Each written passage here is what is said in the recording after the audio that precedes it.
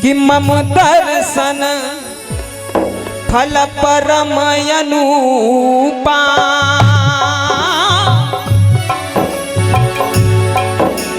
हो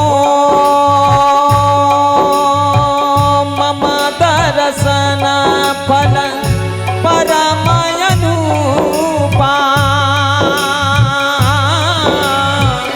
जीव पावन जैसे जस्वरूपा। सिया राम जय जय राम राम सिया राम जय जय राम। हो मम दर्शन फल परम अनुपा जीव पावन जैसे जस्वरूपा। सिया राम जय जय राम राम सिया राम जय जय राम। जब भगवान से पूछा गया कि प्रभु आपके दर्शन का फल क्या है, तब भगवान ने कहा मम दर्शन फल परम अनुपा। मेरे दर्शन का फल क्या है? जीव पाव निज सहज स्वरूपा। जीव को अपने आप की अनुभूति हो जाना ही मेरे दर्शन का फल है, यानी अपने स्वरूप को जानना। भगवान के दर्शन का फल है कि जीव अपने स्वरूप को जान जाता है। और यही कथा बताती है, यही श्रीमद् भागवत की कथा बताती है कि जिस दिन आप अपना स्वरूप जान गए, आपको आत्मज्ञान हो गया, अपने स्वरूप का ज्ञान हो गया है, तो सारा जितना भी संसार के झंझट हैं वो सब छोड़ दोगे। परीक्षित को केवल श्री सुखदेव जी ने अपने स्वरूप का ज्ञान कराया था, इसलिए कथाएं कराते हैं। जीव पाव निज सहज स्वरूपा, इसलिए भगवान की कथाएं कराई जाती हैं। तो आइए ऐसी कथा में प्रवेश करते हैं। कथा का माहात्म्य जिसकी हम कथा श्रवण करने जा रहे हैं, तो प्रथम श्लोक महात्म्य का इसमें बताया गया है कि भगवान का स्वरूप क्या है, भगवान करते क्या है और भगवान की शरण में जाने से होता क्या है। ये तीन बातें बताई गई। कैसे हैं भगवान? प्रथम श्लोक महात्म्य का सुनेंगे आप कि सच्चिदानंद रूपाय विश्वोत्पत्त्यादि हेतवे तापत्रय विनाशाय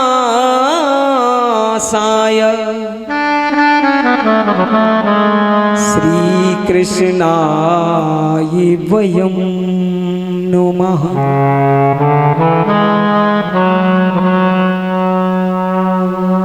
प्रथम श्लोक में बताया गया भगवान का स्वरूप क्या है, कैसे हैं भगवान। तो यहां पर बताया भगवान का स्वरूप सच्चिदानंद। अगर इसका संधि विच्छेद करेंगे, कैसे हैं भगवान? सत चित और आनंद। सत्य क्या है? देखिए परमात्मा के तीनों स्वरूप और तीन स्वरूपों का अलग अलग वर्णन सुनेंगे। सत्य क्या है? यानी जिसका कभी विनाश ना हो, जो प्रलय काल से पहले जो था, इस सृष्टि से पहले जो था, और सृष्टि के जब सृष्टि है तब भी उसकी सत्ता है, और जब सृष्टि में कुछ भी नहीं रहेगा तब केवल वो सत्य ही रह जाएगा। इसलिए परमात्मा का एक स्वरूप है सत्य, जिसका कभी विनाश ना हो। दूसरा स्वरूप है चित, ये चित्त क्या है? देखिए सत्य प्रकट है और चित्त मौन है, यानी सबके अंदर चित्त चैतन्य सकल घटमाही, यानी परमात्मा के जो चित्त अंश है वो चैतन्य तत्व है जो हमारे अंदर विराजमान है। अगर परमात्मा का चैतन्य तत्व हमारे शरीर में ना हो तो आंखें जो आज जब तक उसकी सत्ता है, परमात्मा का चित्त तत्व हमारे अंदर है, तब तक आंखें देख रही हैं, कान सुन रहे हैं, ये मुंह बोल रहा है, हाथ पैर अपना अपना काम कर रहे हैं। और शरीर से जब चित्त तत्व निकल जाता है, फिर ये शरीर किसी काम का नहीं रहता है। परमात्मा सत्स्वरूप है, दूसरा स्वरूप चित्त स्वरूप है और तीसरा स्वरूप है आनंद। अब ये आनंद आप कहेंगे कि ज्यादातर लोग संसार के आनंद पुत्र पुत्रियों में, घर गृहस्थी में, धन संपत्ति में, बस इसी सुख सुविधा को ही आनंद समझ बैठे हैं। लेकिन ये आनंद की परिभाषा नहीं है। अभी आप देखो गर्मी पड़ रही है, बड़ी भयंकर गर्मी पड़ रही है। अब घर में कोई जाकर के एसी में बैठ गया, कूलर में बैठ गया, फिर उससे पूछा भैया कैसा लगा? बोले बड़ा आनंद आया। किसी ने सुंदर सुंदर पकवान खिला दिए, बढ़िया बढ़िया भोजन करा दिया, कहा कि भैया कैसा लगा? बोले बड़ा आनंद आया। ये आनंद की परिभाषा नहीं है। ये देखिए संसार में आनंद भी दो प्रकार का है, एक है विषयानंद और एक है ब्रह्मानंद। जो हम संसार की सुख सुविधाओं के द्वारा जिसकी प्राप्ति करते हैं उसे विषयानंद कहते हैं। लेकिन एकांत में जाकर के समाधि में बैठ करके जिस आनंद को प्राप्त करते हैं उसी को ब्रह्मानंद कहते हैं। वही आनंद है, सच्चा आनंद वही है। हमारे वेद भगवान कहते हैं, वेदों में आया है आनंदः ब्रह्म, ब्रह्म ही आनंद है, ब्रह्म ही आनंद है। अच्छा आपने देखा होगा जब हम भगवान कृष्ण का जन्मोत्सव मनाते हैं, और जब भगवान कृष्ण का जन्मोत्सव मनाते हैं तब क्या कहते हैं? नंद के कृष्ण भयो जय कन्हैया लाल की, ऐसे ही कहते हैं? ऐसे नहीं कहते हैं, कोई नहीं कहता नंद के कृष्ण भयो। क्या कहते हैं? नंद के आनंद भयो। क्यों? क्योंकि आनंद ब्रह्मा, ब्रह्म ही आनंद है और वो ब्रह्म ही कृष्ण है। रामचरितमानस में, मानस के अंदर जब दशरथ महाराज वशिष्ठ जी के पास पहुंचे और वशिष्ठ जी से कहा कि महाराज मेरे बेटों का नामकरण संस्कार कर दीजिए, क्या नाम है मेरे बेटे का? तब वशिष्ठ जी ने कहा सुनो, आपके जो बड़े पुत्र हैं वो कौन है? बोले कि जो आनंद सिंधु सुख राशि,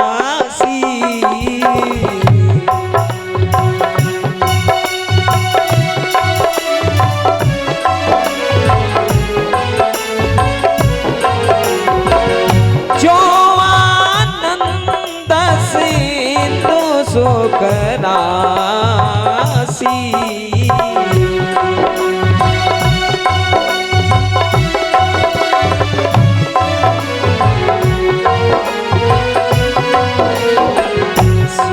करते त्रैलोक्य सोपासी,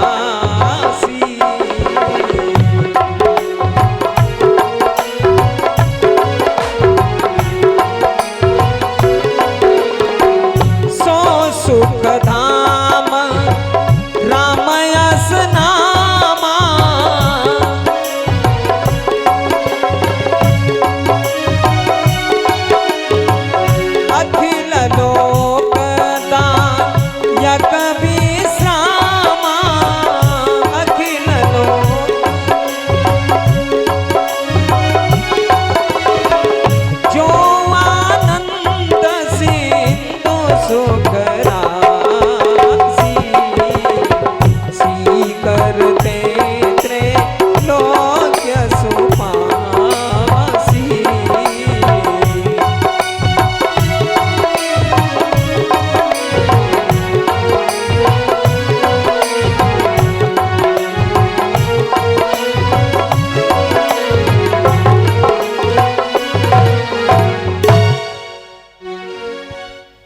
वशिष्ठ जी ने कहा, गुरु जी कहते हैं कि जो आनंद सिंधु सुख राशि,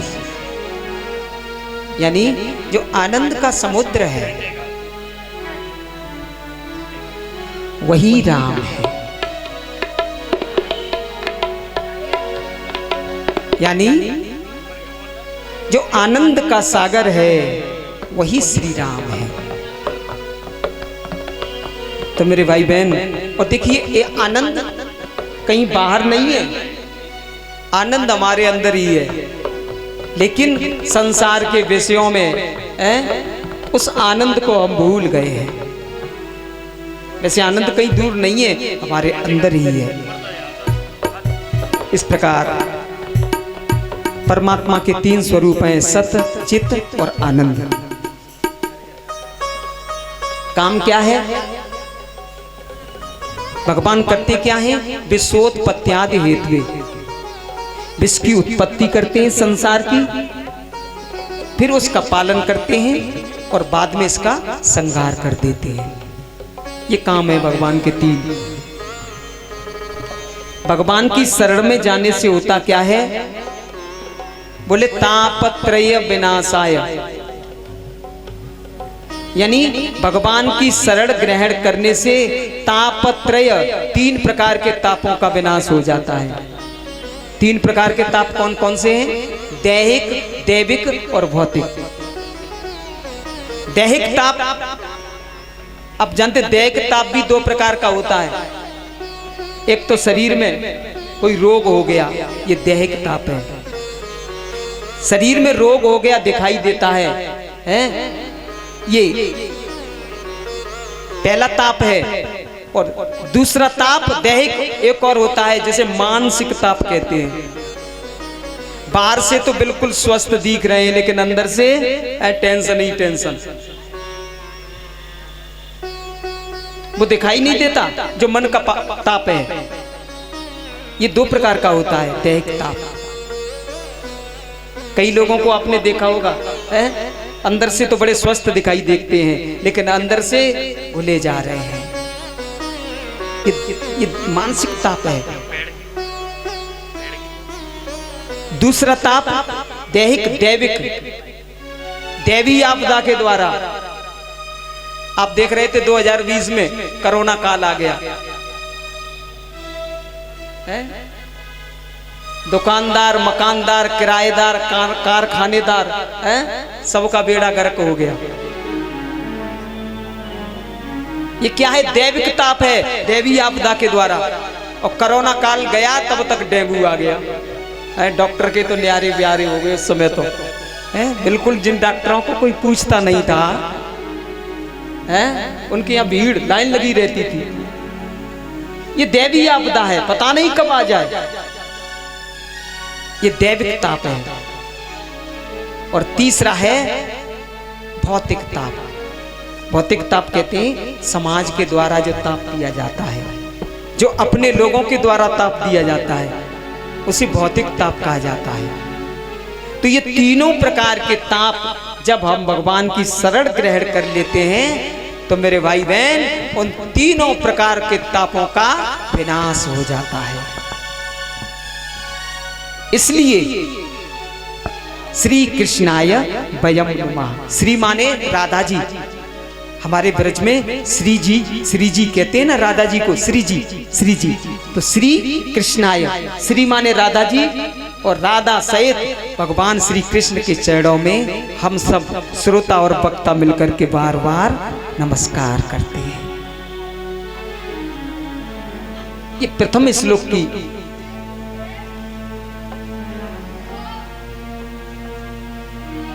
देखिए, सौनकादिक 88,000 ऋषि हैं, और उन्होंने ब्रह्मा जी से कहा कि महाराज, हम एक ज्ञान सत्र प्रारंभ करना चाहते हैं, उसके लिए हमें कोई स्थान बताइए। तब ब्रह्मा जी ने एक चक्र दिया और कहा कि ये चक्र जहां पर शांत हो जाए वहीं पर आप ये अपना सत्र प्रारंभ कर देना। तो वो चक्र आया और आकर के निमिष मात्र में आया और उस अरण्य में गिरा, सीतापुर जिले में जाकर के। इसलिए निमिष मात्र में आया, उस अरण्य में गिरा, इसलिए उसका नाम नैमिषारण्य पड़ गया। जैसे नीमसार कहते हैं, नैमिषारण्य। कौन सा चक्र दिया था? मनोमय चक्र। ये मनोमय चक्र क्या है? ये मन रूपी चक्र। और आपका जहां पर मन रूपी चक्र चलते चलते रुक जाए, समझ लेना वहीं पर नैमिषारण्य है, कहीं जाने की आवश्यकता नहीं है, वहीं नैमिषारण्य है। तो नैमिषारण्य में 88,000 ऋषि बैठे हैं सौनकादिक, और यहाँ पर उनके मध्य श्री सूत जी आए, जिनकी अवस्था बहुत कम है, युवा है सूत जी। सूत जी को देख करके सबने खड़े होकर के स्वागत किया, एक आसन दिया और व्यासपीठ बना करके उन्हें बिठाया और कहा कि महाराज, हम आपसे कुछ जिज्ञासा है हमारी। बोले क्या जिज्ञासा है? कि आगे कलयुग आ रहा है, कलयुग का जीव भोगी होगा, विलासी होगा, आसुरी वृत्ति के लोग हो जाएंगे। ऐसे में लोगों को भक्ति ज्ञान वैराग्य की प्राप्ति कैसे हो, उसका सर्वोत्तम सरलतम जो तरीका हो महाराज, वो आप हमें समझा दीजिए, सुना दीजिए, क्योंकि आप पर गुरु की कृपा है। और कहते भी हैं, कहा भी है, गुरु मेहरबान तो चेला पहलवान। गुरु अगर मेहरबान हो तो चेला पहलवान हो जाता है, ऐसा कहा भी है। और आइए तब श्री सूत जी ने अपने गुरुदेव का ध्यान किया। आइए हम सब लोग भी अपने अपने गुरुदेव का ध्यान करेंगे बड़े भाव के साथ। और